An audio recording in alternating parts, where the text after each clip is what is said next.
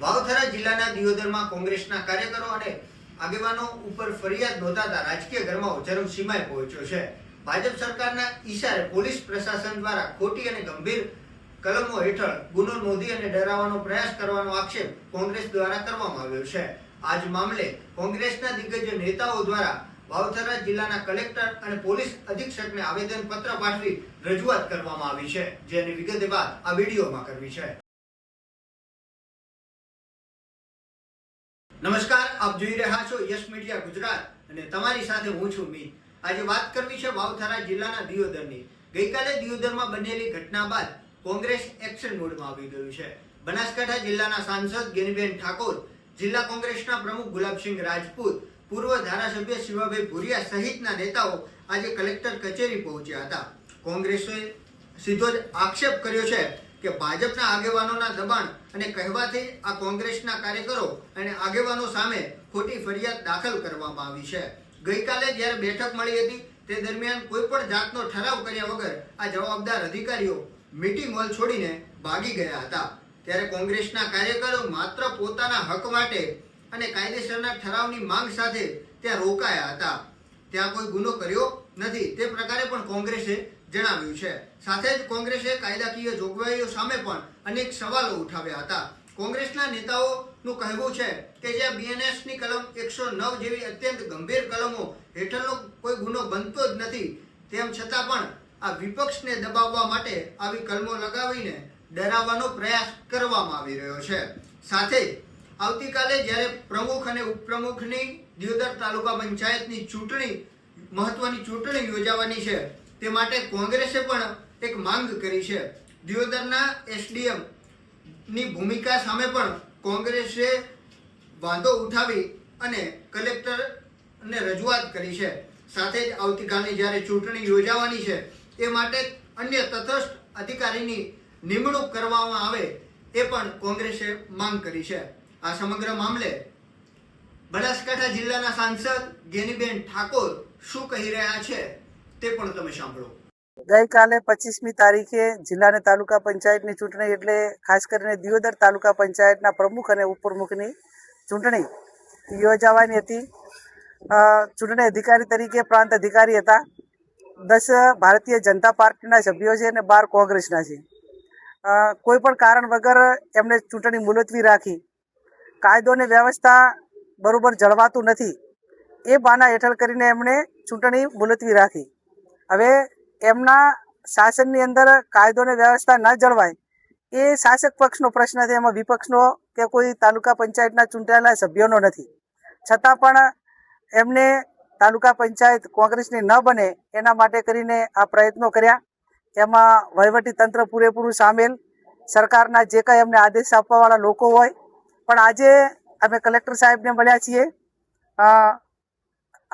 અહીંયા જિલ્લાના પોલીસ વડાને પણ મળ્યા છીએ. આવતીકાલે ચૂંટણી એ ન્યાય રીતે ચૂંટણી થાય, તાલુકા પંચાયતના સભ્યોને પૂરું પ્રોટેક્શન મળે અને ચૂંટણી અધિકારી તટસ્થ રીતે ચૂંટણી કરે એ માટેની વાત પણ અમે કલેક્ટરશ્રીને આવતીકાલ માટે કરીને વાત કરી છે.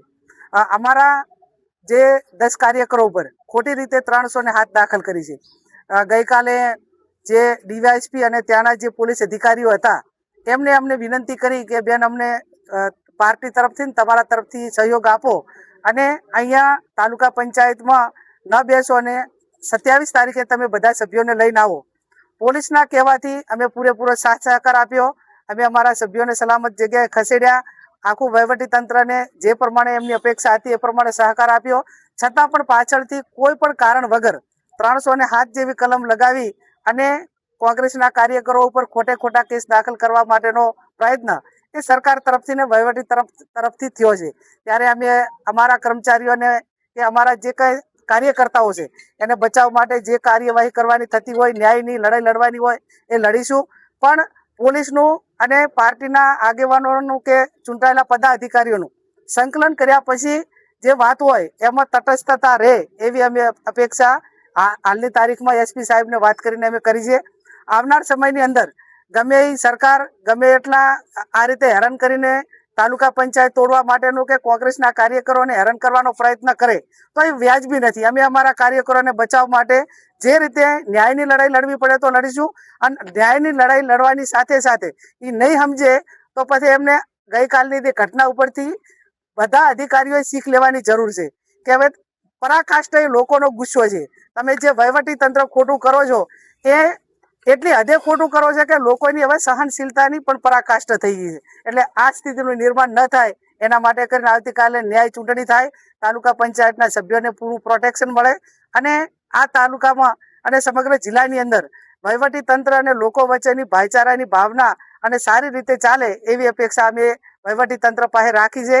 એમાં જે સહયોગ આપવાનો થતો હોય અમે આપીશું, પણ કોઈ પણ જબરજસ્તીપૂર્વક હેરાન કરવાનો પ્રયત્ન કરશે તો અમે પણ અમારા કાર્યકર્તાઓ માટે જે કંઈ કરવાનું થતું હશે કરશું.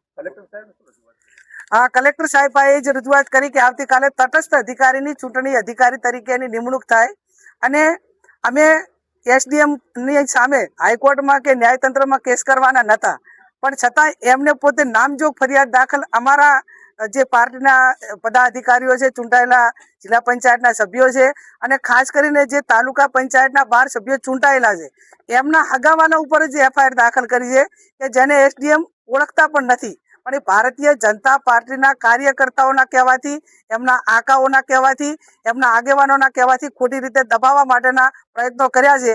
એટલે એ વાત હું માનું ત્યાં સુધી એ ન્યાયતંત્રની લડાઈ તો લડશું, પણ પોલીસે પણ હું માનું ત્યાં સુધી સરકારના દબાણમાં આવી અને ખોટી 307 ઘણી વખત અમે 307 દાખલ કરવા માટે માણસ પથારી બસ હોય તો પણ પોલીસ દાખલ નથી કરતી, અને કોઈ ખાલી એક ઝપાઝપીમાં એ પણ કોઈ કારણ વગરમાં, અને એમાં 307 માટે દાખલ થાય તો એ પોલીસે પણ હું માનું ત્યાં સુધી તટસ્થતાથી કામ નથી કર્યું એવું અમને લાગે છે.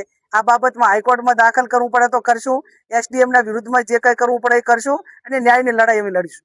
જે રીતે તમે ગેનીબેન ઠાકોરને સાંભળ્યા, ગેનીબેન ઠાકોરે અધિકારીઓને આકરા શબ્દોમાં ચેતવણી આપતા કહ્યું કે ગઈકાલની ઘટનાથી સરકારી અધિકારીઓએ શીખ લેવાની જરૂર છે. પ્રશાસને કોઈ પણ પક્ષના ગુલામ બનીને કામ ન કરવું જોઈએ.